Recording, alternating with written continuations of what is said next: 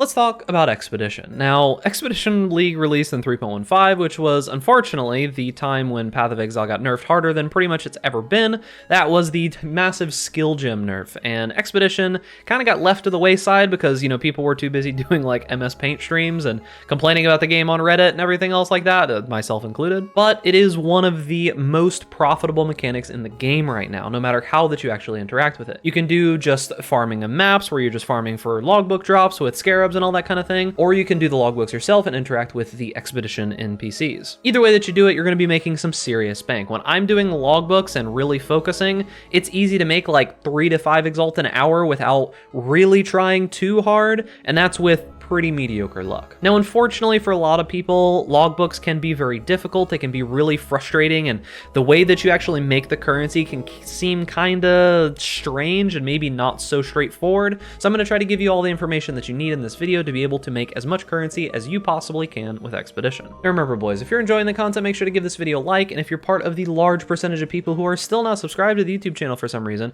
make sure that you do that. And then if you want to stay up to date with all the latest videos, make sure to hit the little notification bell. And without further ado, let's get into it. So the first thing that we're going to have to talk about is how Expedition actually works. The very, very basic level of Expedition is that there are these 4 NPCs. You interact with them in all different ways, but the only way that they'll interact with you is if you've got the right kind of currency. There are various currencies that drop from doing the Expedition mechanic, whether it be logbooks or expeditions in map, anything from lesser, greater, grand, and exceptional currency. There is one of these for each of the 4 different NPCs. Now we'll talk in specifics about how you interact with these NPCs later in the video, but I do want to let you know that there's a lot to go over in this actual video, so there are going to be timestamps and chapters down below. If you want to know a particular thing, make sure to jump to that section. Now, when it comes to actually running Expedition, the very, very basics of Expedition, you can either do this in maps by using Expedition scarabs, or by having them, show up randomly in whatever maps that you're running, or you can buy logbooks. Now, logbooks are essentially going to be the higher end version of Expedition, and we will run a logbook later, so I can kind of give you an idea. But jumping into this map that I've already opened and prepared, we have an Expedition right here ready to go. Now, of note, I want you to know that if you are running altars as well during these expeditions, these modifiers that say like increase quantity of items found in areas and such, these do affect expeditions as far as I'm aware. So I would suggest that you do go ahead and clear the area, get as many of these quantity of items as you can possibly get, because this is going to increase the amount of logbooks that can drop. So I would suggest doing these before you interact with the expedition. So we'll grab this just for the quantity so we can get as much out of it as we possibly can. Now, this is a very basic expedition. I haven't ran like a golden scarab or anything like that. This is just a basic rusted expedition scarab to get it to show up. But the very, very basics of this is that there are a few different types of totems and items and remnants and things that you can see here. If you'll take a look, you'll notice this remnant, and it says monsters kill things with 20% or lower life on hit. And then it also says runic monsters have 50% chance to drop an additional rare item. Each of these remnants does have 2 portions. It has a portion that makes the encounter more difficult, as well as a portion that gives you additional items, or say is going to give you additional pack size, or it's going to give you quantity of artifacts that drop. But one thing that you'd have to be careful about is that Expedition, unlike most other mechanics in the game, can get extremely difficult if you choose the very difficult modifiers. And when I say extremely difficult, I mean characters that I have been able to farm Wave 30 Simulacrum with have been one-shot by expeditions before. Do be aware that some of these modifiers are going to be very dangerous for certain builds. There are modifiers that can just outright make your build not work, like things like monsters are immune to specific kinds of damage, and so on and so forth. Now, the main thing that we are going to be looking for when we are looking at these different remnants is we're going to be looking for quantity of items dropped by monsters and quantity of logbooks dropped by monsters. Those are the 2 main ones that you care about. You'll notice there's lots of things that says like quantity of artifacts. You'll see things like extra jewelry or currency, or runic monsters have a chance to drop an additional talisman. All of these are worthless. The only thing that you're really looking for is you're looking for logbook quantity and item quantity dropped by monsters. Those are the 2 main things that we're looking for in normal maps. Now, the idea here is that you are making a chain of explosions. You can use the V key or whatever your current bind is for League mechanics, and you'll get this circle that is available. Now, you'll notice that a lot of these things that are on the ground are turning green. Let's talk about what some of these things are. So we've already talked about the remnants, and when you explode one of these remnants, everything that comes in that circle, as well as everything that comes afterwards, is going to have that modifier. So if we start out by popping this one, and then we move over and do these, All of these monsters that pop in the second explosion are still going to have the modifiers of the first one, as well as the modifiers of the second one. You can also use Shift plus the V key here to unplace the little exploders if you want to. Now let's talk about these different things that show up here. You'll notice that there's these little icons that have like a chest on them. When we get into the logbook, I'll go more in depth about what these are, but it does kind of show you a little bit of this. This is going to be a chest that you can open that will have various items inside of it. The skulls, however, are going to be the actual runic monsters. Now you might notice some of these modifiers say runic monsters have 50% chance to drop an additional rare jewelry. The main thing that is going to cause you to get logbooks to drop is going to be getting those remnants that have the particular modifiers, meaning more items dropped, more logbooks dropped, and then popping all of these large skulls. The small skulls are important as well, but the large skulls are the main ones that you want to be focusing on here. Now this is a little bit different in logbooks, but we're not talking about logbooks yet. So the idea here is that you would want to go around, find all of the remnants that seem like they would make sense to grab, like quantity of artifacts is okay, the jewelry and all of that doesn't really matter, pack size is very good, chance to drop an additional influence item, I mean this stuff is cool, but it's nothing really super special, so we don't care too much about that. Quantity of artifacts is once again okay, and then you'll see like chance to drop additional currency items. All of these are unfortunately pretty bad and we don't care about them much at all. We do care about the pack size, so we're going to go here first. What is important about putting down these actual little totems is that you do want to go with the most important remnants first, because that's going to affect the drops as well as the difficulty of everything that you choose afterwards. So for example here, the only thing I really care about is pack size. So we're going to try to get as many things as we can in here. Like we're going to get that skull that's up at the top right, we're going to get both of these remnants. We have to be careful about not getting too many mods that are going to make us, die. And we are going to get as many of these as we possibly can. We've got quantity of artifacts. Chance to drop an additional unique isn't that useful, and there's not that many skulls up here, so we don't really care about that. We don't do cold damage, so this is fine. You'll notice that there are bigger skulls over on the right, so we're going to try to get as many as we can. And then we're moving down here. Additional currency is okay. It's nothing super crazy, but quantity of artifacts is also all right. We're going to grab that and all of the skulls. There is a big skull here, but we're going to see if we can get over as far as we can this way. Doesn't look like we can, so we'll get this big skull that's towards the middle here that we haven't gotten yet. Get us as much distance as we can. We've got one left, so we're just going to try to get as much at the final one as possible. So we've hit most of the skulls here. In normal expeditions, you should be able to hit just about everything if you do have the nodes for expedition on the tree. We'll talk about that in a moment. But once you've got all the places down, you can check down here in the bottom right to make sure that you don't have any modifiers you can't do. So for this build, the only things that really stop us from working are going to be monsters cannot be crit and immune to fizz damage. Everything else we can mostly deal with. So we're going to go ahead and hit the detonate explosives, and you'll notice that the explosives will go in the order that we place them down, and you'll get a bunch of these monsters that are spawning. Now these monsters can be very, very, very dangerous. I do not want to understate how dangerous some of these runic monsters can get. These are some of the most dangerous monsters in the game without a doubt. Now you'll see we did get a logbook. We'll talk about that here in a moment after I finish killing all of these monsters, but that is the main drop that we're looking for, is logbooks. You really just want to focus on pack size, quantity of items, and quantity of logbooks dropped. The expedition markers and expedition currency and all of that is secondary here. You really don't get that much expedition currency from these ones in maps, but we'll go ahead, we'll open up the chest. You'll see we'll get some of the reroll currency as well as some various items. Now, the main thing that, as I said before, that we're looking for are these expedition logbooks, and there are a variety of different kinds of expedition logbooks. Well, once you've killed all the things, picked up all the items, that is pretty much it for the expedition itself. There isn't very much to it beyond that. So let's go back to town. So that is the main way that you're going to be farming expeditions in maps. Now, when it comes to the actual Atlas tree, the nodes that I would say that are important are you're going to want to get Ancient Writings as well as Distinguished Demolitionist. Ancient Writings is going to make it so that they have a chance to have an additional suffix modifier. Suffix modifiers are the good modifiers that add additional things to the actual remnants. That's like the pack size and the quantity and all of that. And then expeditions and areas have +2 remnants. These small nodes are also pretty decent, but they're not as important. And then we're also going to get Distinguished Demolitionists. This makes it so that we have more explosives, as well as the explosives are larger whenever we're in a map. The last node that we're going to get is Buried Knowledge. 50% increased quantity of expedition logbooks dropped by monsters and areas, and contains 20% increased number of runic monster markers. I would say that if you are going to do expeditions and maps, you definitely have those nodes before you try to go for them. So that is the basic way that you are actually going to generate logbooks and and do expeditions in various maps. You can make this just a part of your normal Atlas strategy. It doesn't have to be something that you're specifically focusing on. You just do this as something extra on top of everything else. You can combo it with like Harbingers as well as just normal things that add extra monsters into maps. Now, when it comes to these logbooks are the most interesting part of Expedition as a whole. These logbooks are the main way that you're going to be generating rogue currency, as well as the main way that you'll be gathering the reroll currency. The reroll currency is going to be these items here, the Astrogales, exotic coinage, scrap metals, and burial medallions, which I don't happen to have any of at the moment. These up here are the basic currencies, and the vast majority of the basic currency that you're going to get is from logbooks. Those normal maps that have expeditions in them drop almost no currency. Logbooks are dropping 10 to 15 times as much easily. So that's why I say that in normal maps, you really shouldn't be caring too much about getting the expedition currency type stuff. All of this is going to be absolutely dwarfed by how much you get in logbooks. Now, the logbooks themselves are not all equal. This is going to be mainly for how things are currently, but it should be mostly the same in the future, depending on how far back you're going to watch this video.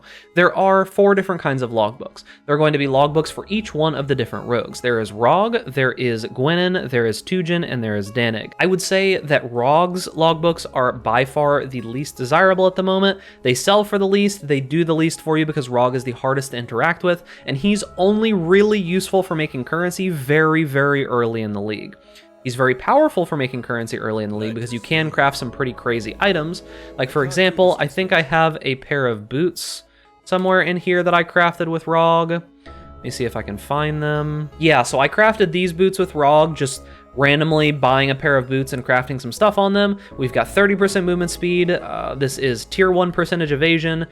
It's tier 1 cold, tier 1 chaos, and then I crafted some life on them. A pair of boots like this very early on in the league will sell for a lot of money, and they were very easy to make with Rog. But you need to have some crafting knowledge, you need to have an idea of what's really being sought after at any given time. Rog, we're not going to talk about a ton here just because he's pretty in-depth. More so than a guide like this would be able to cover. Next on the list, I would say that Gwennen is probably the 3rd most useful when it comes to her logbooks. Typically, towards the end of a league, Gwennen logbooks will be more worthwhile because her currency, specifically the Astrogales, will be worth more later in the league, which is about right now because people are trying to gamble for like Headhunters and Mage Bloods and Squires and things like that. Early on in the league, you can get some different bases that may be important for crafting, or some particular uniques that might be really sought after early on, like if fizz builds are really powerful, like fizz traps and things like that, and the daggers, cold iron points are worth something, you can get those pretty easily with her.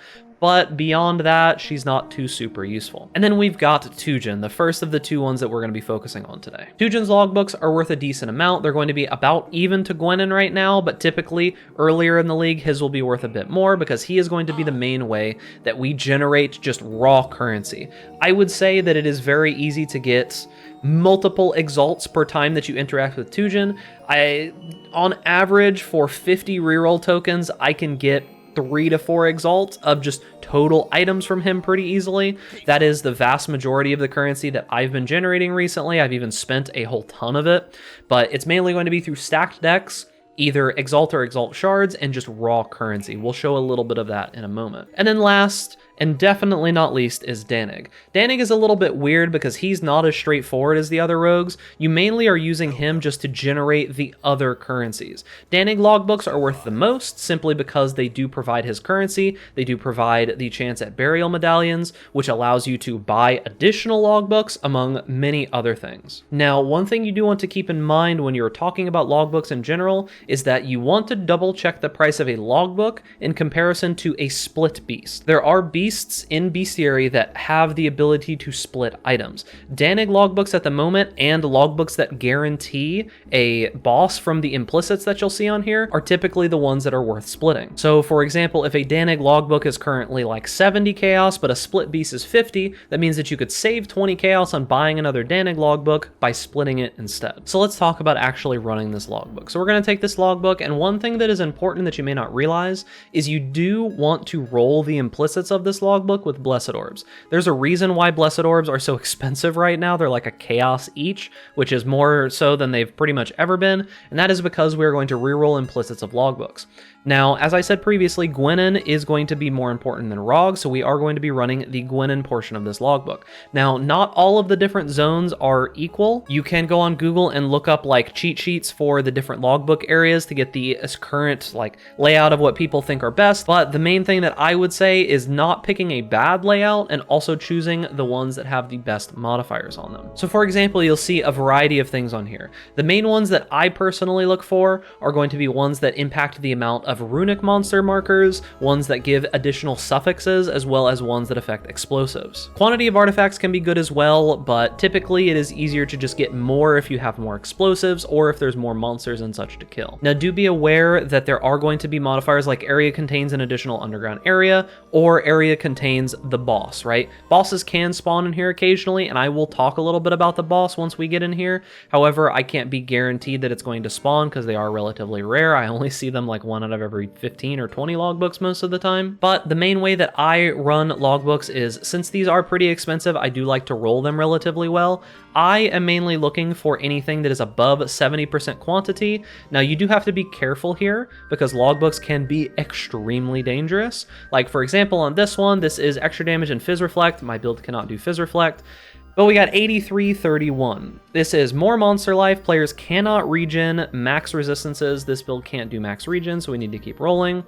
And you do want to spend a little bit of money here. Now, poison on hit's a little annoying for this build, but the rest of this we can deal with, so we'll go ahead and run this as is. So you do want to be careful. When you go to Dannig, you'll open up the expedition map. You want to make sure that you're choosing the right one.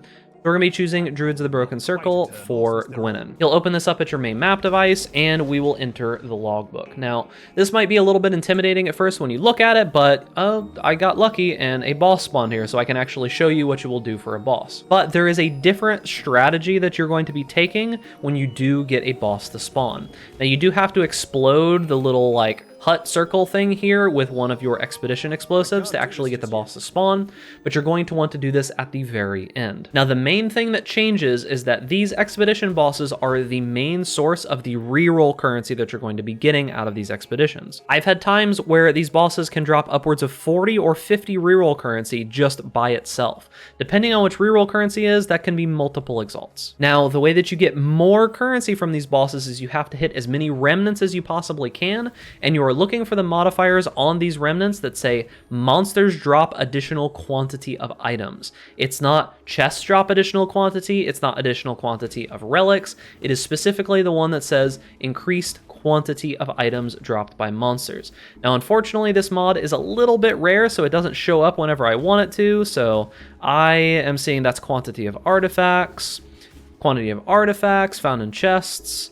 And of course, it seems like we're probably not going to find one because they never show up when I actually want to do a boss. So we'll check these down here, and it doesn't look like we got any quantity of items. So the way that you typically want to lay out your expeditions is you're going to want to take a look and see where most of the runic markers are. You kind of have to figure out a path in your head, and you want to see where the most important modifiers are at any given place. Now, I personally, like I said before, the things that we're looking for are going to be things like pack size, quantity of items dropped by monsters, and then anything that has to do with artifacts. So if you look around here, you're going to notice that there are these special remnants a lot of the times that say like chance to drop an enchanted item or things like that.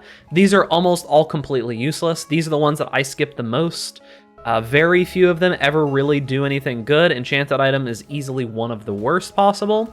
But there is one special modifier that says like doubles the amount of runic monsters and things like that. Those are very powerful, so look out for them, but they are very rare. And then also we do have these underground areas. These underground areas will have like 3 to 4 chests in them. If you can get them, go for them, but they're not the main reason that we're here. So quantity of artifacts is typically pretty good, but this is off way in the corner by itself, so it's going to be pretty hard to get to. Quantity of artifacts once again.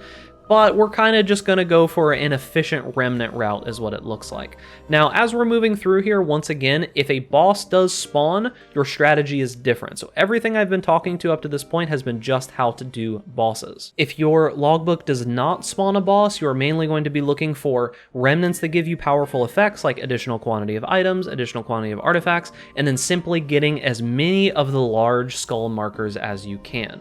With bosses, it's different because you want to get as many remnants as you possibly can, but normally you would just be going for remnants that do something impressive, any good chests that you can manage, and then the big skulls. So here, I'm probably going to say we're going to do a bit of a weird pattern where I'm going to be showing on the minimap, we're going to probably go this way, cut through here, maybe come up to the top, and then come loop around down here. Now, these currency chests can drop some pretty solid items, but you just want to see anything that shows up green is something that's typically worth exploding.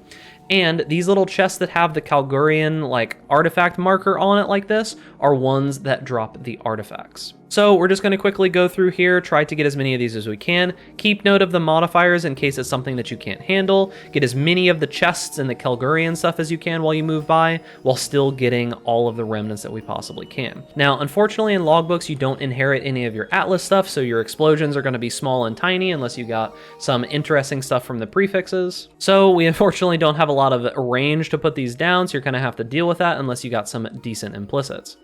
So we'll go over here, grab those two big skulls, try to get as many remnants as we possibly can. We can just barely get all of that. Monsters are immune to chaos damage is okay for us. We can't reach, so we'll grab these. Monsters hits are always critical strike is okay for this build. Down here we have quantity of items found in chests, which is pretty decent, so we'll go ahead and grab it. Now over here, let's see what we've got. That's not too great and that's not too great, so we'll probably just try to stretch up this way. Get as many of the little skull markers as we can. Hits against monsters cannot be critical strikes is something that bricks this build, so we will avoid it. We'll grab this remnant here. Monsters don't grant flash charges is pretty difficult, but we have flasks that give us charges when we're hit, so that's not too big of a deal. Monsters are immune to curses, also annoying specifically for the boss, but it is what it is. We need as many remnants as we can get. Now this is kind of where we need to make a decision. We can probably just make it around here is about the best that we're going to be able to do. So I'm going to try to go for skulls here. We'll grab that as well as the skull. Quantity of artifacts found in chests, we can probably get all of that there. Immune to lightning damage is okay.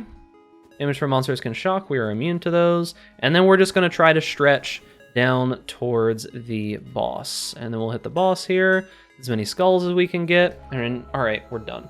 Now, I would make sure that you double check to see that you've not gotten any mods that make your build unable to do it. Hits are always crits, it's kind of whatever. The boss is going to be very dangerous, but it should be all right. No flash charges, should be okay. A bunch of damage, and we'll see how it goes. Now, logbooks are extremely dangerous. It doesn't really matter how good your character is. If you choose too many crazy mods, you're still going to die, so do be aware of that. So we'll move through here, and as we get further and further in, those mods are going to start stacking up, and these monsters are going to be extremely dangerous, especially the bosses. The bosses inherit all of the modifiers that you see there, but do keep in mind that bosses are not runic monsters, so they're not going to get the modifiers that say, like, runic monsters gain 25% of health every 4 seconds or something like that. They're not going to gain those modifiers. We're just going to kill everything that we can here. We'll go into the underground zone, and then we will fight the boss. Now, this boss is fortunately one of the easier ones. This is a Gwennen logbook, but it can be a little bit rough depending on the build that you're playing. This particular build doesn't have too big of a deal with it as long as we're able to deal damage to him, so it shouldn't be that bad because we can move pretty quickly. There are a couple of the bosses that are pretty rough, but this one is thankfully relatively straightforward. Now, this underground zone will spawn here in a moment. I think it's right here. Now, when you go into the underground zones, they're going to have a variety of different things that can happen. Like this one is you just have to kill a bunch of spiders until you can get the chest. But as you can see, all these underground zones do is just kind of give you a bunch of chests, which is good. And if you can get them, you definitely should, because it's like 1, 2, 3, 4, 5 chests instead of, you know, just like the single one that you would get. But it's not something that you should be really focusing on if there are other better things to be going for inside of the logbook. So we will go ahead and grab that, and then we'll move back up here. Now, the boss is going to be spawning here in a moment, so I'm going to need to change over to Lancing Steel. My curse isn't going to work anyways. But this boss in particular is one that has a couple of different things about him. I'm going to die to a bleed. Yeah, unfortunately, I got a huge bleed on me and I didn't have my life last, so there's a death. As I said, expect to die relatively frequently in these, especially if your build can't handle certain things, and if you're running the mods as absolutely difficult as you possibly can, but that was 100% increased bleed duration, and I didn't have a life flask up. So this boss is relatively straightforward, thankfully. He does just have a couple of big attacks like that, but as long as you are moving relatively frequently, he's not too bad. He does have a leap. He hits very hard. If he does hit you, you're probably going to die without a ton of defensive layers. But he is easily one of the more straightforward bosses. He does have these little mobs here that heal him if you leave them up, but if you do enough damage, it doesn't really matter. Now, as you can see, we got like 1,000 currency there, as well as 27 of the Astragallis. That was with essentially no quantity modifiers. If we would have gotten like a 40% quantity box or two, that would have been easily like 40 or 50 of those Astragallis. Now, you just go around, pick up all the items that you want to, that you're interested in, and get as much of the currency as you can. Now, when it comes to particularly Gwennen logbooks, I would say that for the average person, especially if you're watching this video, you probably don't want to be gambling with Gwennen, but I will show you how to do it. Just keep in mind, I have warned you that you're most likely not going to make money on it, but you walk around, you pick up all the items, and then we'll go talk to the rogues. So now we get to the fun part, sitting in our hideout and interacting with these wonderful characters here and generating tons of currency from them. So we're going to start in order of worst to best. Now, Rog is going to be the first one that we'll talk to. The main thing that you're going to be doing with Rog is you're going to be trying to craft items that you think people would find useful or that you would find useful in general. He is typically better very early in the league when you can craft things like shields or boots or gloves or rings or jewels. Those tend to be the things that are pretty good. So we're just going to look through and see what we can find here, if we get any halfway decent bases. One thing that Rog is very good at crafting is going to be suppression gear, and it looks like this is something that we could start off of. It's got some good stats on it that we can work with, so let's show you how Rog actually works. So what Rog is going to do is he's going to be like, hey, I can change some things about this item. Do you want to try changing it? So for example, accuracy, dexterity, and lightning resist are all really good, so we don't want to reroll this, right? Like, we want to do something else. However, upgrading the level of 2 modifiers by 1 tier, he could update the lightning resist or the dexterity, which would be pretty solid, so we'll go ahead and let him do that. Looks like he upgraded not those things. He upgraded the lightning damage as well as the physical damage.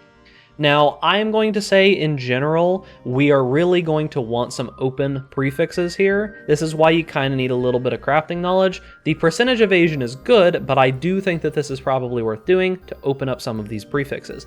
Added physical damage to attacks and evasion is good, but it doesn't have room for life, and it doesn't have anything that makes it like an amazing set of gloves yet. So we're going to go ahead and remove those. We'll add on a prefix here. It is absolutely miserable. Upgrade the level of 2 modifiers by 1 tier. This will hit one of the lower tier modifiers. We're rerolling the prefixes again, which is good.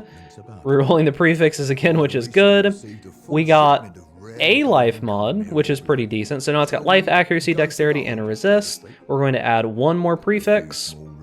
A low tier evasion, reroll the modifiers of a single modifier. You don't always have to take these because you'll notice it says upgrade and take. It doesn't look like very many of these are worth rerolling. Now, we will just go ahead and take this item. So, as you can see, we got a decent pair of gloves, but they're nothing really super amazing. However, very early on in the league, these would be worth a decent amount of money. Tier 1 accuracy, a bunch of dexterity, a resist, evasion, and maximum life. That's a pretty good set of gloves for something very, very simple from Rog early on in the league. Now, you can do this with pretty much any kind of gear that you want. If you find a piece of gear that has some good modifiers already on it when you look at it, see if you can modify them a little bit. Crafting bows right now is pretty good with Rog. Crafting claws is pretty good with him. That is the basis of how Rog works, but he's very complicated and it's not always going to give you good items, and you kind of got to know what you're doing. Now, when it comes to our lady Gwennen, the cowgirl. Now, Gwennen is an interesting one to say the least. I've been doing a lot of Gwennen gambling, but that's because I just am doing it for content over my stream at twitch.tv/bigducks, which you should go follow, by the way. I would say, for the vast majority of people, you should not interact with Gwennen. You should simply sell her Astragallis. Right now, they are worth a pretty decent amount because people are trying to gamble for like headhunters and stuff like that. I would not suggest that you interact with her at all. However, if you want to, there's a particular website that you should go to. Now, I will link this website, but the thing that you can do is you can just go to Google and search up Gwennen regex. That is all that you're trying to find. The idea here is that this will give you a string that you can paste into her actual like little item thing there that'll give you only these items will show up in there. So for me, I don't care about the Crimson Jewel. But beyond that, I don't really care about Badge of the Brotherhood. So we're going to remove those two things because jewels tend to be pretty expensive. So this one's the only one that's really worth it. The rest of them can stay. You're going to hit generate string and you're going to notice it gives you this like weird combination of letters and stuff here. If we go back into the game, you can paste this into this little slot here and it will only highlight items that are those particular items that you're looking for. So if we hit a couple of these Gwennen rerolls, you'll notice that it's only highlighting the things that we were looking for. Now, the idea behind Gwennen is as you buy these items, you have a chance for them to be unique, among other things. However, this chance is extremely low. The chances of you getting literally anything good, I've spent probably 20 Exalt or something on Gwennen at this point, and I've literally not gotten one good item yet. So, I mean, yeah, of course, it's of course going to troll me. I got the oppressor, but anyways, that's the idea, is that Gwennen in general is just going to be gambling for potentially good items. However, most of the time, they're very not good. Now, the idea behind Tujen is we are going to be haggling for items. So the idea is that we will click one of these items here, and we've got this little haggling bar, and we can choose between offering him one of the artifact or offering him what he's asking for. If you just give him what he asks for, he'll take it every single time. But as he said himself, it's boring if you take the first one. So the idea here is we're trying to haggle with him. Now, you can move this little bar with the mouse wheel. However, my mouse wheel is kind of messed up, so I typically don't do it. The idea is you want to go to a little bit over half most of the time. He'll generally take that, and that is the quickest way to go about things. You can haggle a little harder on the bigger items if you want to, but that is the main idea. So you'll go through here, you'll see which items are worthwhile. Like right now, it's pretty much only bigger currencies and like Cholula splinters and things like that. And then you'll refresh and he'll pop in some interesting items here. Like 90 exceptionals for an Orb of Annulment is an absolute steal on his part. He's trying to steal our currency from us. You would definitely not do that. I pretty much always buy Chaos. I look at some of the fossils, but chisels aren't worth anything right now. Fusings are okay if it's not too many, but you kind of get the idea. If he's offering something for lessers, you'll see sometimes that he'll want to haggle with you, move it to the middle, and just keep on going. One thing to keep in mind is that stack decks are definitely a lot of the currency that you can get from Tujen, and I also am opening them because I'm dumb, but the exceptional currency is relatively rare, and this is the main one that you're going to be buying exalted orbs with. You don't want to spend a lot of this unless it is genuinely worth it. I try to haggle him pretty hard on the expensive currency because he will give it to you a lot of the time. So if it's something really big, try to haggle him a little bit harder. He makes plenty of money. You don't have to worry about him not being able to feed his family or something like that. But that's the idea. You just go through here. You get pretty good at figuring out what is worthwhile over time, what you should be offering him, and you kind of get a hang of it. It becomes faster, and once you get better at this, it doesn't take very long at all. Now, the last one is going to be Dannig. I don't have any of his exchange items, unfortunately, but I can still give you a basic idea. He will offer you the reroll currency of the other rogues. Right now, Astragalis and the coins are the only ones that are really worth anything. I wouldn't suggest buying Rog's reroll currency, but you should be buying his other two currencies every single time. The other thing that he's going to do is he's going to offer you specific deals on the currency for other rogues. I suggest that you never touch any of these. All of these ones where it sells one-to-one is an actual scam, and you should not be touching these at all. Only buy the very good deals on the things that you're actively rolling. What this means is that for most people, you are literally only going to be buying Tujen currency from him. You're not going to be buying Rog, you're not going to be buying Gwennen, you're just going to be buying Tujen currency, and then the Astragalis as well as the coin rerolls. Now, occasionally when you do rerolls, he will sell you a logbook. You should pretty much take the logbook every single time, regardless of which logbook it is. They are all worth money. The lower tier logbooks right now are worth like 30 chaos each, and I think his logbooks are like 70 chaos each. So you should definitely be taking them every single time. The currency that you can get from doing Dannig is higher than the currency you can get from all of the rest of them. He is the most lucrative, but he is also the most difficult. You have to do his logbooks, and then you have to go through here, and then you would mainly be selling the Astragallis and rerolling with Tujen if you do have the logbooks for Tujen as well. Now, I tried to keep that as short as I could, but there's so much information to go over when it comes to Expedition. I tried to give you all of it. Make sure that you check out the different chapters and everything, because there's a lot of different stuff to go on there. Just jump back to whichever section you need.